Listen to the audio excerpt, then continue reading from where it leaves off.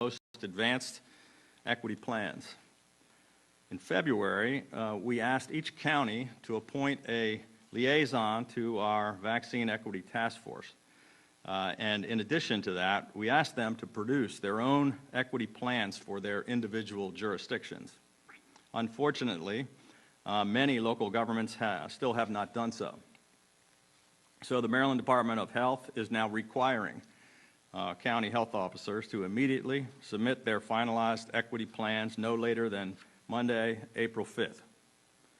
The State Health Department will also be providing each county with a targeted list of underserved zip codes and a list of specific congregate facilities in their jurisdiction, which we need them to concentrate their efforts on to ensure that they do not leave anyone in their counties behind.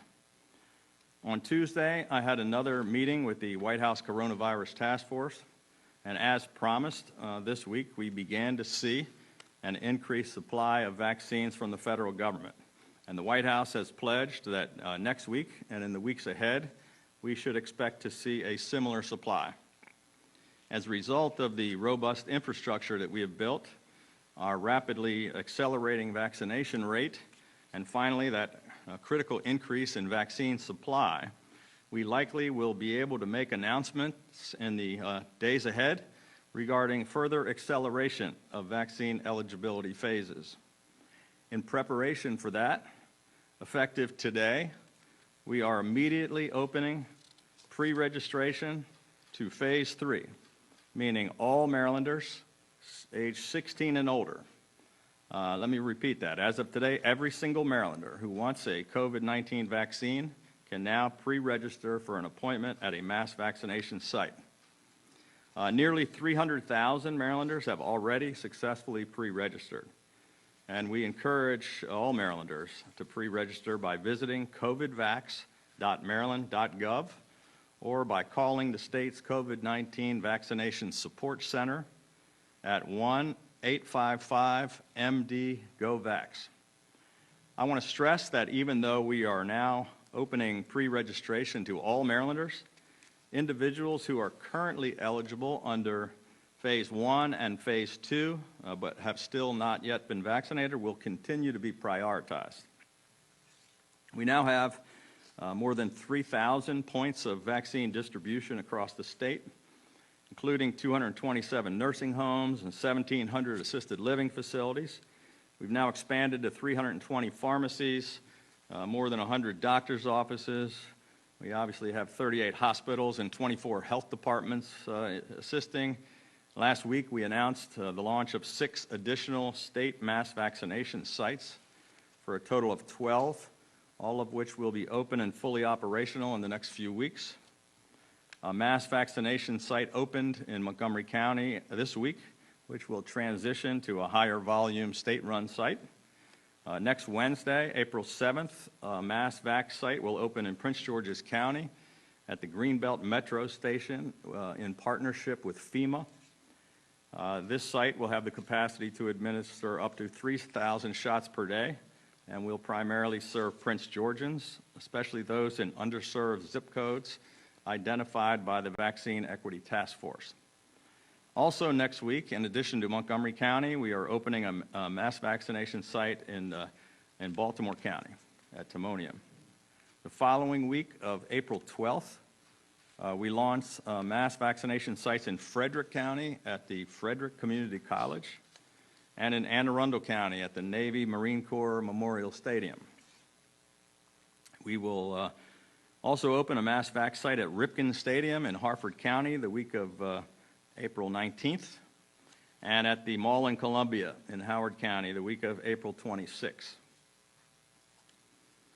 In addition, beginning tomorrow, the Eastern Shore mass vaccination site in Salisbury will open a no appointment necessary walk-up line for any eligible Marylander. And our plan is to continue to add additional no appointment lines at other mass vaccination sites as well. However, we still recommend that the best way to ensure that you get a vaccine at any of our sites is to pre-register and to schedule an appointment, again, at covidvax.maryland.gov to ensure that a vaccine and an appointment is available to you. I have directed the Department of Health and the Department of Aging to immediately work with local jurisdictions on plans to reopen our senior centers across the state. Prior to these safe reopenings, closed pod vaccination clinics will be held at the senior centers across the state in coordination with local health departments and clinical partners so that we can ensure the safe return of safe indoor activities at the senior centers. In closing, this is Holy Week, with many Marylanders observing Passover or preparing to celebrate Easter, two holidays that both remind us to have faith, even in the darkest and most bleak of circumstances. And this past year has been one of the most difficult times that many of us have ever been through. Marylanders have made and continue to make incredible sacrifices to protect themselves, their families, and their neighbors against an enemy that has taken a heartbreaking toll on our state, on our nation, and the world. And my hope is that the people of our state will continue to have faith, because we will get through this together, and better days truly are ahead. With that, I'd be happy to take some questions. Governor, J&J emergent plan, Baltimore room, 15 million vaccination doses. What more can you tell us about that? When did you become aware of it? And does this impact rollout? And do you think it perhaps a concern that it gives Baltimore and Maryland a black eye? Well, those are three good questions. I just became aware of it yesterday as it became public, and most of the world became aware. It was not mentioned by the White House on our Tuesday call. We, at this point, don't know the exact impact that it's going to have, although we've been led to believe from our federal partners that it's not going to directly impact our allocations, at least for the foreseeable future, and we're hoping that that's the case. I don't think it gives Baltimore a bad name. I mean, obviously there was some major screw-up at this plant with human error of some type. I don't know the details of it. I don't think you can pin that on the city of Baltimore. And I don't know exactly how it went about, but the good news is the robust program we have at the FDA is that they make sure that none of these things have been utilized and that they caught the problem before it became a bigger problem. Governor, since your announcement of lifting restrictions on March 9th, cases and hospitalizations have gone up. New cases are basically up about 60% from your announcement. Did the state open too fast, and have you considered the possibility of reimposing some restrictions? So we meet almost every day with our team of experts and epidemiologists, and we're following the science. We don't think it had anything to do with reopenings. As I mentioned, the worst cases right now are in New York and New England. New York has some of the strictest lockdowns, and much more things are closed there than we have here.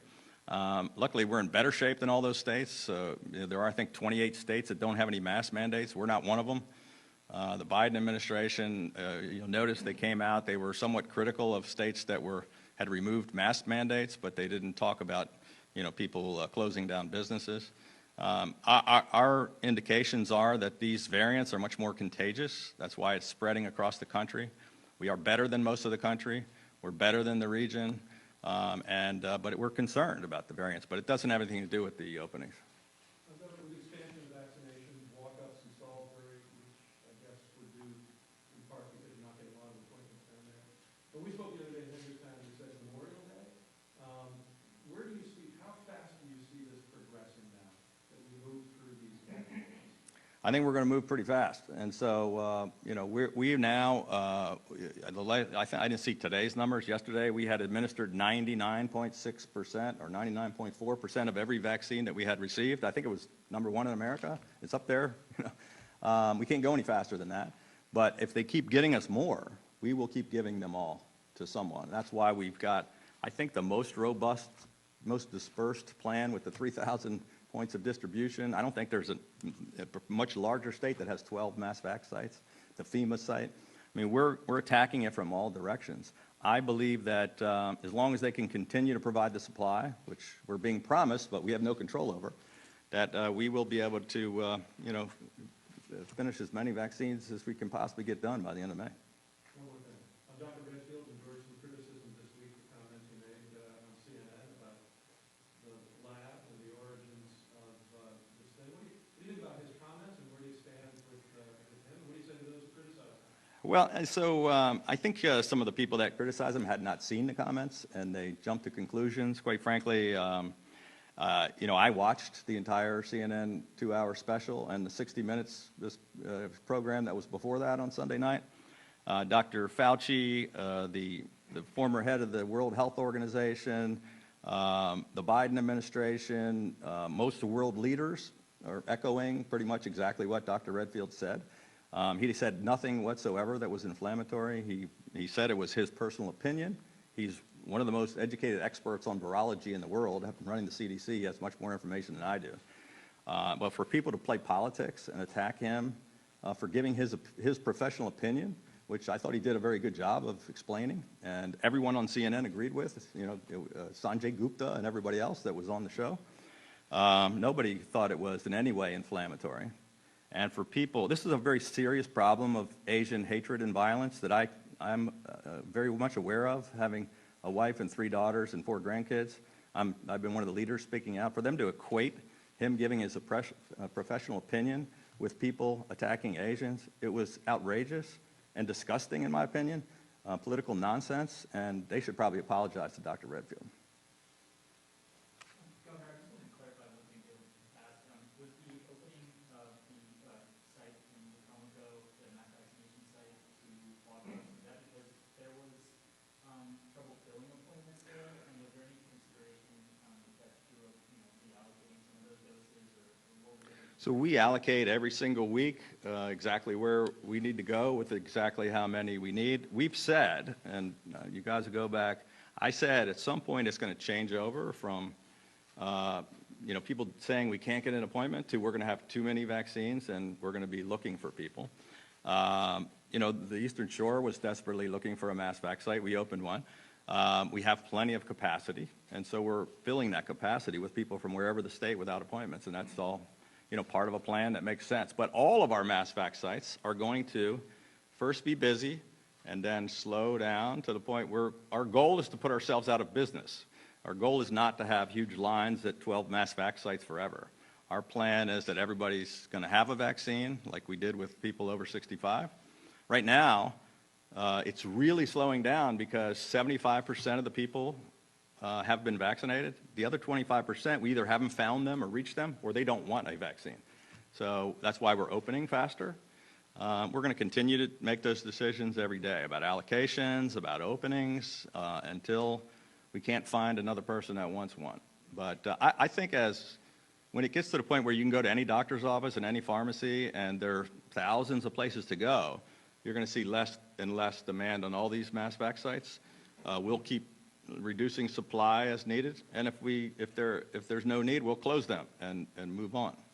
Governor Hogan, some local health jurisdiction leaders have said that the state doesn't provide them with enough guidance or heads up when moving through these vaccination phases. Can you explain how the state works with these local jurisdictions when those decisions are made, and if they have any issues, how do they contact?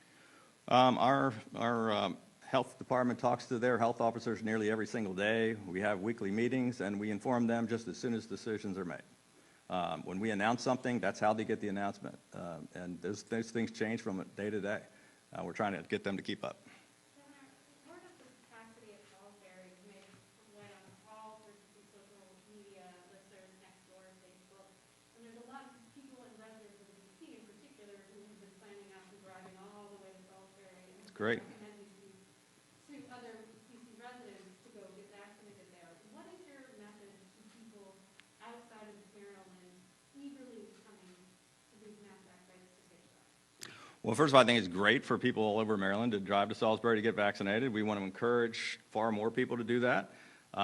Like this is Easter weekend. It's a big weekend for Ocean City. I think if you haven't gotten a vaccine and you want one, I would say get in your car tomorrow, drive to the beach, stop in Salisbury, get everybody vaccinated, and then go to Ocean City and get some Thrasher's French fries, stay for the weekend, and go to an Easter brunch on Sunday morning. They are federal assets. We're required by federal law to vaccinate people. They do it. They do Marylanders in other states. We do people from other states in our state. We have no ability to change that, but the vast majority, 99% or some of our people are all Marylanders. I'm sorry, just to clarify, are you encouraging DC residents to take Ocean City? No, we're encouraging all Marylanders to go. I do believe that the one we open in, the FEMA's opening in Greenbelt is going to see a lot of people from DC and Virginia, and was FEMA's intention. So it's not just going to be limited to only people in Maryland. Thank you, Governor. I was going to kind of touch on, about when you mentioned about Greenbelt. And there's been some residents who said, thank you for opening one in Greenbelt where it's, you know, make those special people can come back. Is there any more plans? I know you don't want to open more because that means have vaccine. I mean, have Yeah. vaccine, right? But is there maybe a plan to maybe open a few more where people can walk to for better transportation accessibility? Yes, well, so, you know, we're both at the M&T Stadium in Baltimore and the Convention Center site especially. We get a lot of walk-in traffic, mostly at the Convention Center. We're going into these neighborhood clinics that we're putting in churches and community centers and with our mobile vac sites. The goal is to try to reach people where they are as much as possible. Also going into the underserved communities at doctors' offices and with those pharmacies in those particular areas. So we're getting to the point where more people can walk to a vaccine because we understand the problem of not everybody has the ability to get in a car and drive. So we're going to continue to focus on that. This was FEMA's site. You know, we provided information. They made the final decision about exactly where to locate, but we're very excited to be partnering with them. You know, I think you saw an announcement earlier in the week where they're not going to live up to their commitment to do 100 mass vac sites across the country. I think they're going to stop about 30. We may have been the last one to get approved. We're very thankful. We're happy to have FEMA here.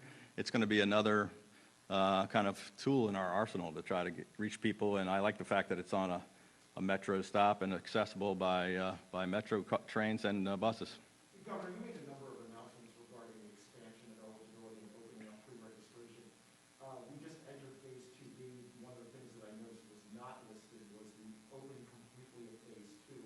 Did you contemplate that, and what prevented you from fully opening up phase 2? So we've moved ahead of schedule on quite a bit in many regards, and I said we're going to continue to make decisions on a daily basis, that we probably will have additional announcements in the days to come. We're watching this every day, you know, on multiple fronts. One, we hear about what we might get from the feds, but we don't know until almost like the day before. Like, for example, we did get an increase, but it's not as high as we expected.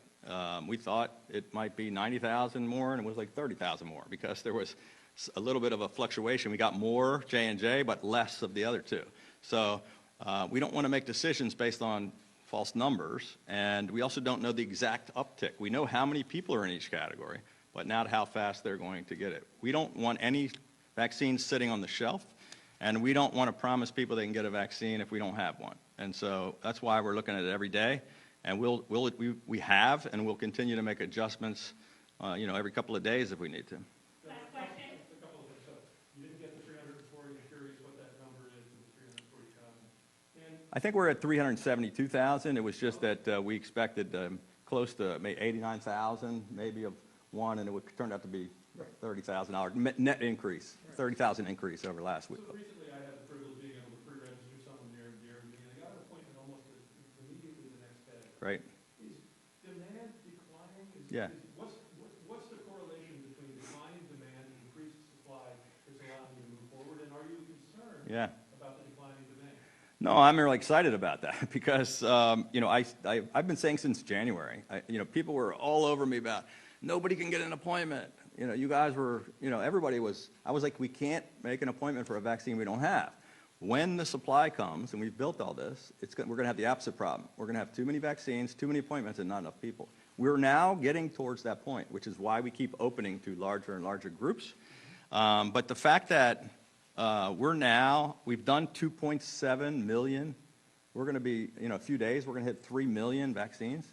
That's pretty incredible. So 75% of all the people eligible that were 60, all the older people, the ones we were most concerned about, the ones that were responsible for most of our hospitalizations and most of our deaths, they're all vaccinated. So of course demand has dropped off. That 25% that's left, we have had discussions with lots of smart team members to say, You know, are there certain people that have gotten, we don't want anybody left behind, no senior left behind, I don't want to single Maryland, so can we find, are there things we haven't done yet? Where can we go find them? Some of it is people that don't want the vaccine. You know, most polls say 60% of the people want the vaccine. We've got 75% already vaccinated. So, that's going to continue. We're going to look at that uptake, the demand and supply every day. We've got it, I think, exactly right so far.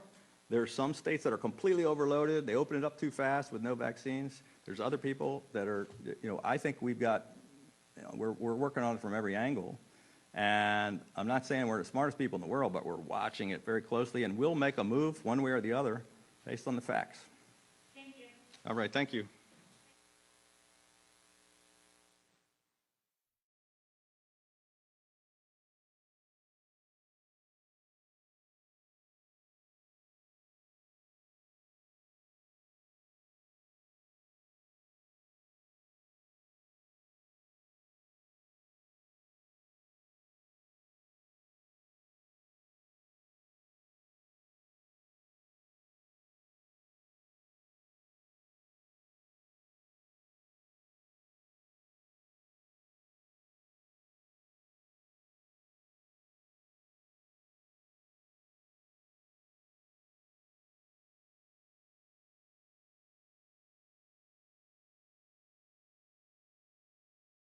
But we're not in a position to do so until we see the breadth of the legislation, the work between the House and Senate, and the hope that we have for bipartisanship to get the job done as soon as possible. And our last question comes from Chad Pergram with Fox News. Okay, Chad, so I've been watching the Final Four. I think I've seen a piece of every game. Every game. We're glad UCLA is going to the Final Four. USC, I was hoping, but they would be playing against each other. Stanford women are going. That's a California piece. I myself, we're a Hoya family. We were hoping that we were glad Hoyas won the Big East and that they were able to participate in the March Madness. But for some of us, there was some March sadness, like the Maryland women. Stenny brings that up every call that we're on. So between March Madness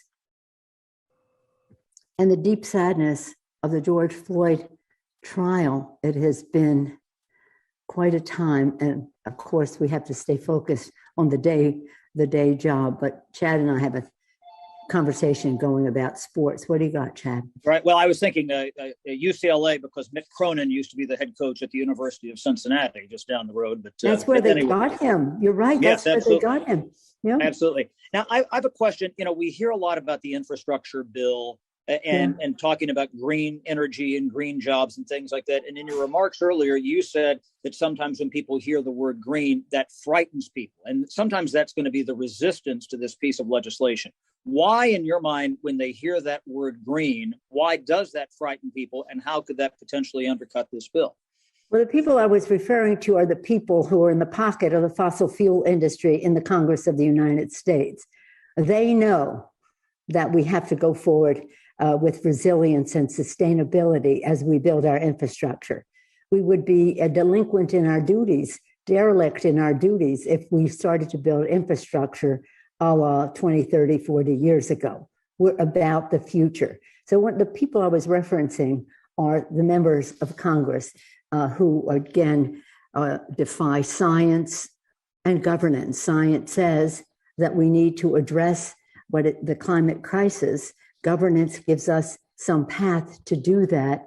If you don't believe in science and you don't believe in governance and you're in the pocket of the fossil fuel industry, that's where you are. And you might call that fear. I call it lack of courage too. And again, in terms of those who may have some concerns about what will happen to their jobs, that's what's the beauty of what President Biden is putting forth. This is about everybody going forward together. This is not a zero-sum game. If one industry succeeds, another fails. It's about all of America's workers being equipped to go into the future with good paying jobs, not another job, but much less pay. That's why I'm so pleased that we'll probably be able to have Davis-Bacon prevailing wage legislation as part of it.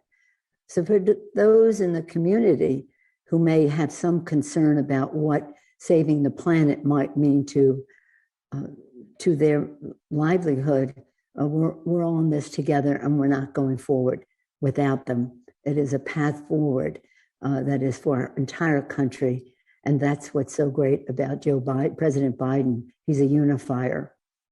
He's a unifier, not a divider. Any other questions? Okay, thank you all very much. Happy Easter, happy Passover, happy, if you say happy Ramadan. Whatever you observe or don't, have joy of springtime, enliven your spirits, the time of renewal and time of reconstruction. Thank you all very much. Thank you.